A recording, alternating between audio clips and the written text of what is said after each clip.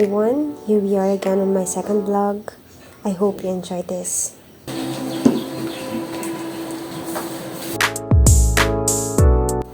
Today is Sunday, kaya reset Sunday tayo ngayon.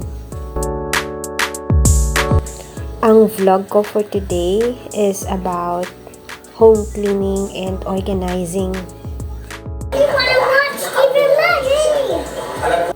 Naka-focus ako sa area ng kitchen for today. Ito nga pala yung rack na inassemble namin.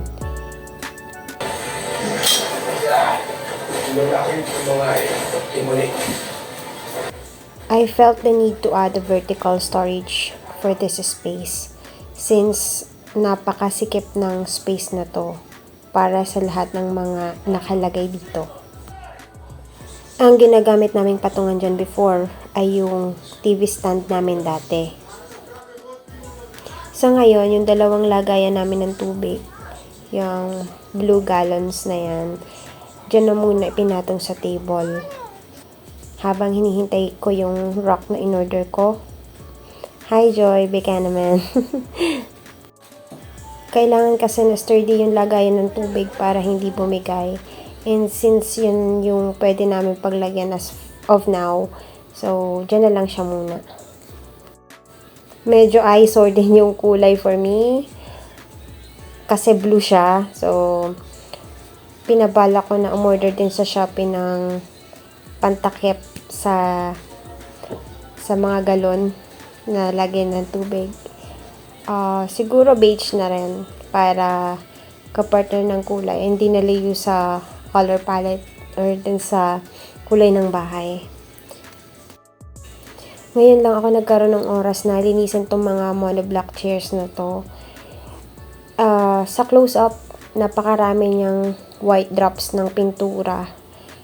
Since nagpintura kami, ginamit din yan na tungtungan. So, napakaraming patak ng pintura dyan. Gladly, yung pintura namin na ginamit is water-based and napakadali lang yung tanggalin. So, hindi ako masyadong nahirapan. But then, tatlo sila, kaya it takes time bago matapos yung paglilinis ng mga monoblock chairs na ito.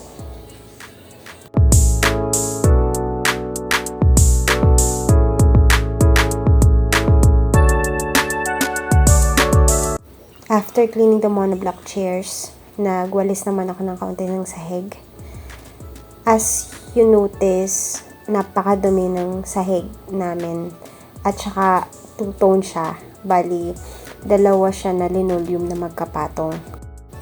Itong puti na nakikita sa video, ito yung nauna namin na linoleum. But then, sobrang naging madumihin na nga.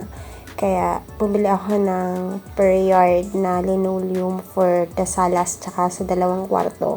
Kaya, naging magkakaiba yung kulay nila.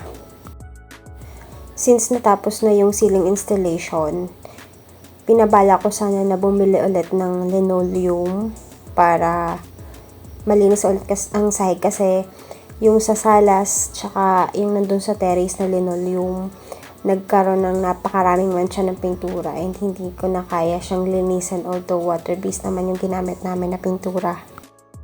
So I decided na instead na bumili ng panibagong linoleum is ipapa-tiles na lang namin yung lahat ng flooring.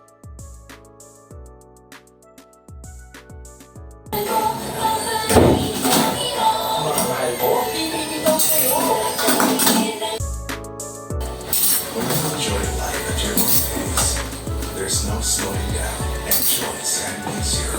Lowest calories, lowest carbs, zero. Hindi, nakaso na ang COVID-19. Although karamihan, mild na mild at saka...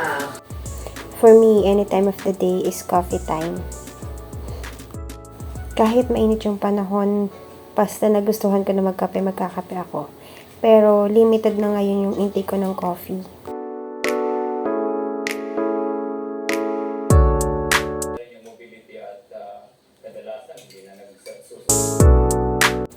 Ito pala ulit yung rack na nabanggit ko kanina.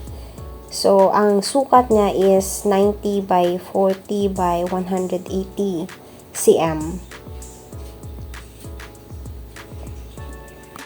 Ang naging basihan ko ng pag-order, yung sukat ng dati namin lagayan ng plato, tsaka yung lagayan namin ng bigas. And that measures around 90 to 100 centimeters. I plan to put here yung 2 galon ng tubig kanina, but then hindi siya ganun ka-sturdy para i-handle niya yung bigat ng 2 galon ng tubig.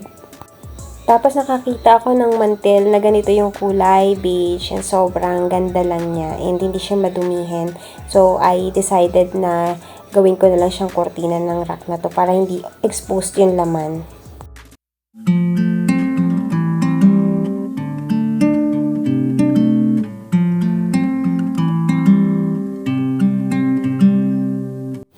Ito na nga pala yung result ng ceiling installation.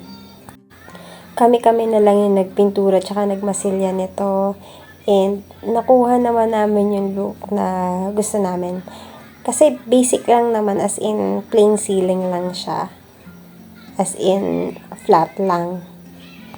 Pero naging malaking bagay yung ceiling para i-frame yung full view ng kitchen. Para na rin ma-highlight yung color ng bahay. Tsaka, mas maliwanag na siya ngayong tingnan.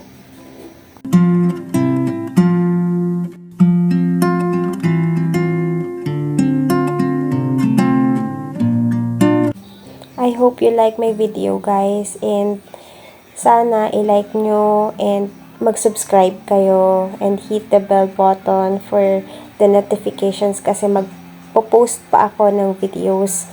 Marami pang videos after this. Thank you.